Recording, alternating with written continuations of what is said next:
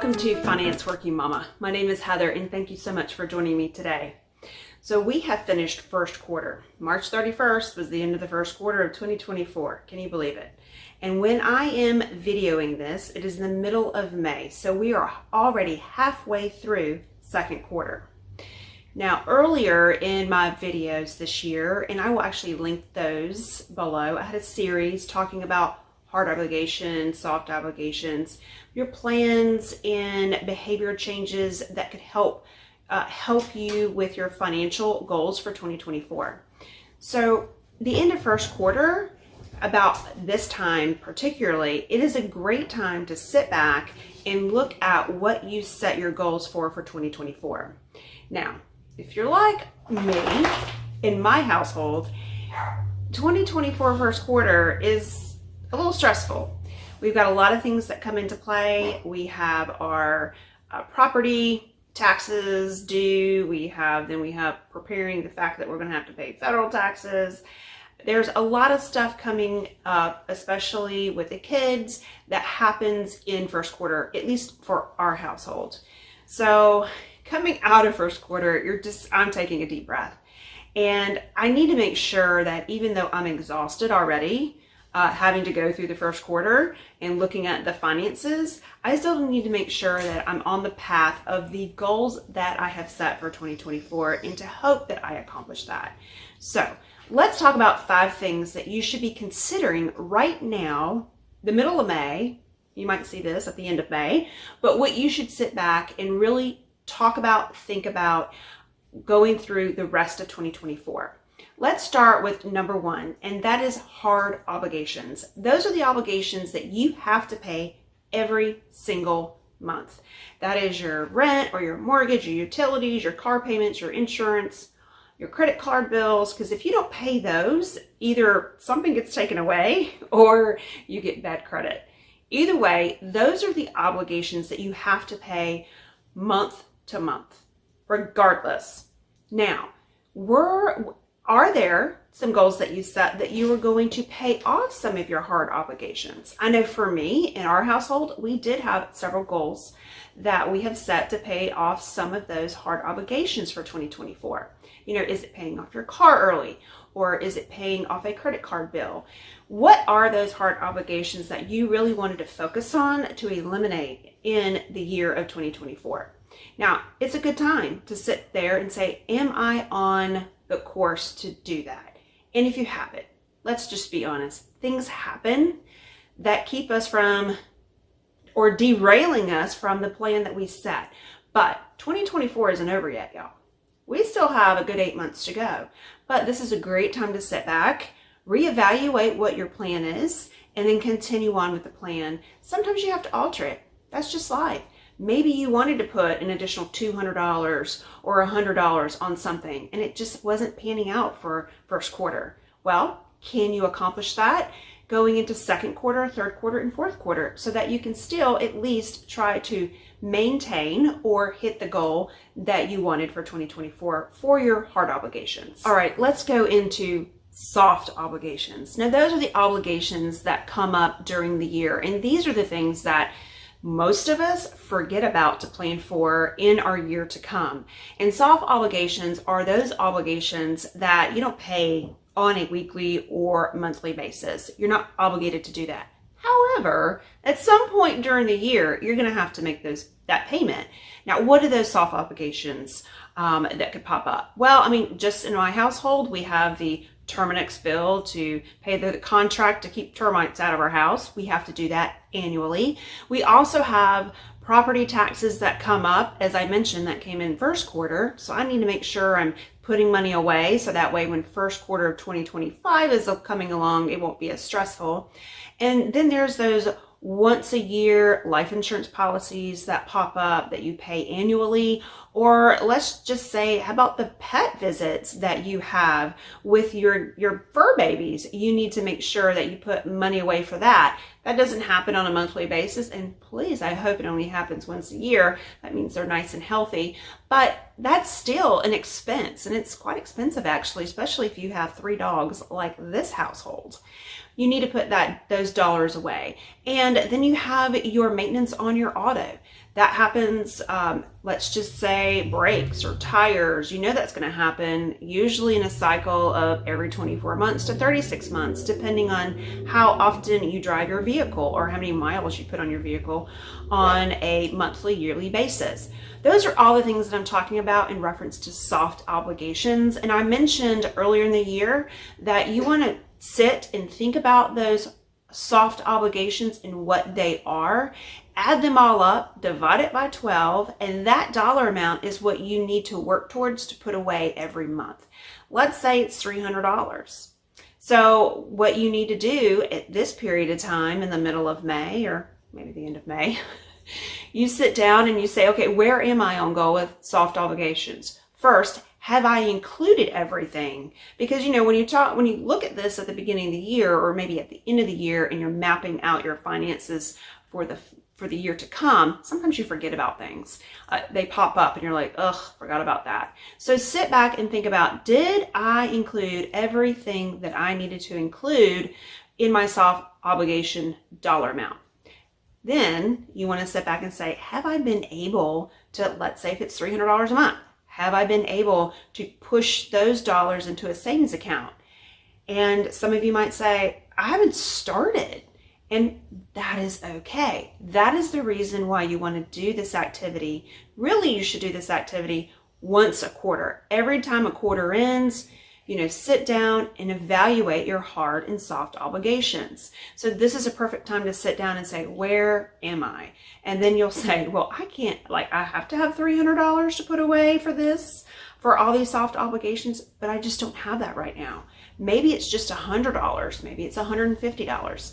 At least you're putting something in or aside for those soft obligations that are coming up, because you might not have all of it, but at least you have some of it and you have less of a gap to fill. And eventually you'll figure out how to fill that gap, whether it's reeling in your expenses or not doing an activity or maybe reducing your time on a vacation. But either way, you're going to figure out how to accomplish that paying for that soft obligation. So if you put at least some of it away, it's not so stressful for when it comes. Okay, friends, let's talk about the third item that you need to be reviewing at the end of first quarter, and that is your 401k.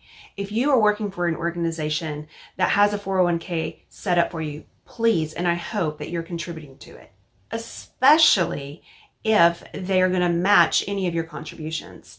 Some companies, depending on their situation, they might contribute dollar for dollar up to 2, 3, 4, and in some cases with some organizations, it could be up to 6 or 7%. That's one thing you should consider when changing your job, is talk about that 401k and what that contribution match that your employer is providing. Now, why do you want to participate in a 401k? One, you want to plan for your future. Even though times get tough and you say, I just cannot afford to put $100 or $200 into a 401k plan because I have bills to pay. I have always been told from my grandparents and my parents is you always want to pay yourself something every month when you get paid. And that's what I am encouraging for you to do. You'll figure out that you won't really miss it if you go ahead and contribute it before you get it into your bank account. So some of you are wondering, where do I find that information? Because I don't know. I get a statement. Maybe sometimes you should be getting statements potentially once a quarter, sometimes semi-annually, but definitely annually. And you don't realize what you're getting or why you're getting it. But you should be getting some type of communications about your 401k plan that you have with your organization. So let's say you just don't know. Well, just call your HR department and they'll be more than happy to direct you. Then you're saying, well, once I get this information, what am I looking for? Well, it's very simple. If you see a plus, you're doing good. If you see your negative, you might need to call and definitely have a conversation. Typically, plans are placed for your risk tolerance and your age and when you plan to retire. That's how organizations choose to steer their employees. So that way you are in the tranche of making money and growing money at the risk tolerance and age level that you are currently. Now, let's just say, who is my financial advisor? If you're with an organization or your employer, again, if you don't know who to call, then call your HR department and they'll direct you to a financial advisor. If you are a person that is self-employed or working for an organization that does not supply a 401k plan and you have an outside advisor, then that's an opportunity for you to go and talk with them on a quarterly basis. You want to just make sure that you're in line. And if there is a negative, why is there a negative? And ask those questions of, should we redirect the funds and reinvest in another plan? Or should we stay the course and watch the market revert back into a positive? All right, fourth, the summer vacations. Y'all, we are going right into June in just days. And we all want and we all deserve a vacation. Family time is essential and really just time to relax and reflect and get away from the stress of the day. We all deserve that. However, that comes with a price, and we all know that. And a well-planned vacation, one, reduces stress, but two, really helps you reel in the expense. So going into June, you want to make June and July and even August, and if you have vacations planned, you want to think about, what is that expense going to be? And what do I need to plan for now versus later? Because let's just be honest, y'all. I will tell you, last year, I did not plan well at all. And of course, that cost me more money. I waited, just like probably the average American, to the week of, or let's just say 2 days, to get everything packed, everything planned, where we're eating, what food we need to grab. I did that like 1 or 2 days before we had to leave, up until the hour that we left.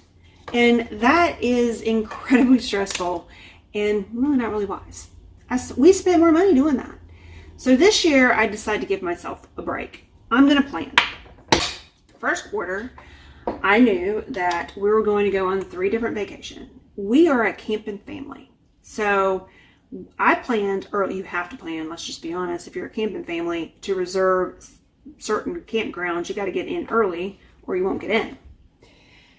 So I took care of that all in January of this year. I looked at the campgrounds that we have discussed in the past years and picked a couple locations to where we were going to visit for 2024 summer.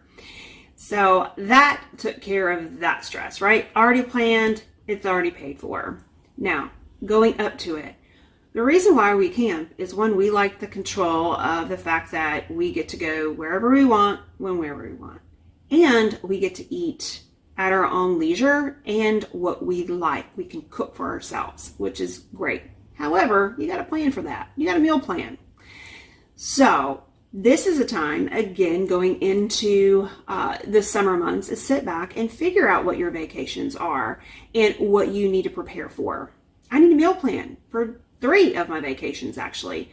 What we're going to eat, what do I need to purchase, and start that process now, because, hey, if you can find what you need for those vacations that are on sale at the grocery store now, that's even better. And you have it already for when you need to leave. Now, I know in North Carolina, it is a big thing. Every family in North Carolina typically spends 1 week at the beach, or at least a couple days. That's just how it's always been. Now, I have did my fair share weeks at the beach, and everyone checks into their house, then they go to the grocery store. Now, I can tell you, going to the grocery store and picking the things that I need, I have my list and I have my plan. It doesn't always happen that way, but I changed the behavior to ensure that I'm not just going in there and throwing things in my cart.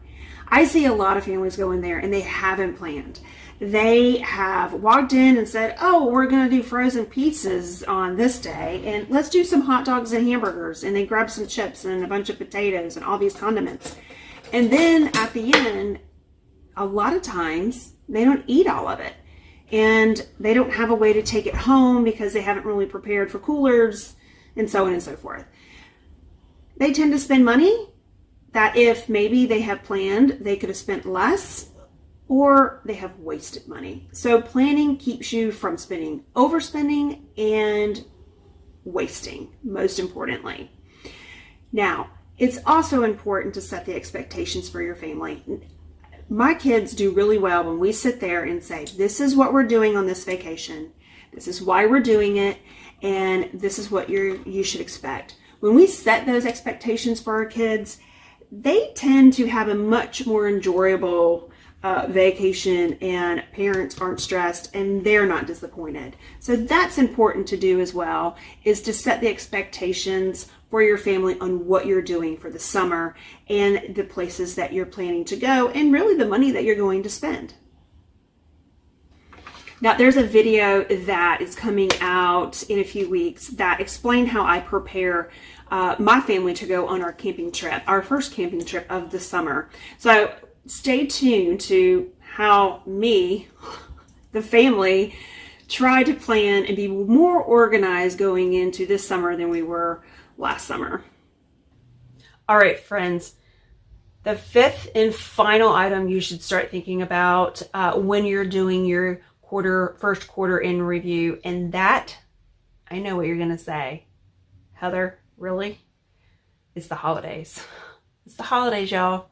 It comes fast, and when it gets here, you're like, oh my word, I haven't bought one thing. I didn't really put money away for it, and because I didn't plan, I overbuy and then sort of waste money because I bought stuff that my family didn't want. So yes, this is the time to think about it. It's a whole lot better to think about it now in May or even June versus November and December. So how am I doing this going into second quarter, third quarter, and fourth quarter? I've decided to give myself a break. Last year I didn't do this. In fact, I have never done this, but I'm doing it this year because I don't want the stress anymore. I'm sitting down and I am thinking about what I am going to do during the holidays. And that is, I'm going to host my family for Thanksgiving. And my daughter's birthday is coming up at the 1st of December. And she likes to be treated special. She wants a special dinner. She wants special things. So I need to plan for that as well. I also want to host dinner parties for my friends going into the Christmas season. And of course, Christmas itself. My kids want Christmas. We want to provide gifts for them as well as certain friends and family members. That all needs to be planned for. So look at your budget and determine, okay, am I on course? Many of you probably have a savings account for Christmas, and that is fantastic. Some of you might not. This is the time to start and think about how much you want to spend toward the holiday season. I'm going to meal plan. I'm going to meal plan what I'm doing for Thanksgiving. I'm going to meal plan for Christmas. I'm going to meal plan for the parties I'm having. I'm hosting my friends and family. I'm going to do that now and set those dinners on the list now versus later. So that way, when the sales come out and I'm shopping throughout the next 6 to 7 months, if there's an ingredient I know for a certain dinner party I'm having in December, I can grab that now, hopefully, if it's on sale, and just stash it away in my pantry. So I'm buying it as the months go by in preparation for those events in November and December. That helps a lot of things. One, I already know what I'm cooking. I'm already buying my ingredients that I can purchase ahead of time and getting that out of the way throughout the months. So when it arrives, there's not a lot of stress involved, right? I've got the meal plan, I've got the ingredients, now I just need to make it. The other thing that I started to do with my oldest daughter, because she has the capability, and I know you're going to say, Heather, you're crazy. I gave her access to my Amazon account. And I did that for a reason of for her to create list and a Christmas list. Now, Ava, she's very organized. She has a Christmas list. She has a clothes list. She has a birthday list, and she has a school list. So I know at any point in time what I need to purchase throughout the year. She goes on there, and if she sees something that she likes throughout the year, she'll go on there and she'll put it in her list. That helps on a multitude of levels, and that is mainly I can go on that list at any point in time and just maybe purchase some things throughout the year so that I have it already purchased and the stress isn't left on me in November and December, which is usually when I start buying Christmas. Those items are purchased, and maybe in November and December I start buying other little things to round out the Christmas for her. It also helps when friends and family say, I would like to buy a gift for your children. What do you think that they like? I can just send them the link to the Amazon list and they know exactly what they can purchase that my children will enjoy. I do hope you guys consider sitting down and reviewing your first quarter and seeing where you are in your financial plan for 2024. Just go over just the 5 things that I mentioned. That's your hard obligation goals, your soft obligation goals, then your 401k. Most importantly, always pay yourself first and foremost. Third, hey, summer vacations. Let's make sure we don't blow the bank and save a little money at the same time, but most importantly, have that time to relax with friends and family. And 5, final, last but not least, I know, let's plan for those holidays because they do come up quick. And the holidays are already stressful enough. And let's just be honest, you can spend a lot of money if you don't plan accordingly. Thank you, friends, so much for joining me today. And I hope these little tips help you and encourage you. It's never too late to get on a plan to make sure financially you and your family are becoming stable and secure. You guys stay safe and most importantly, stay encouraged.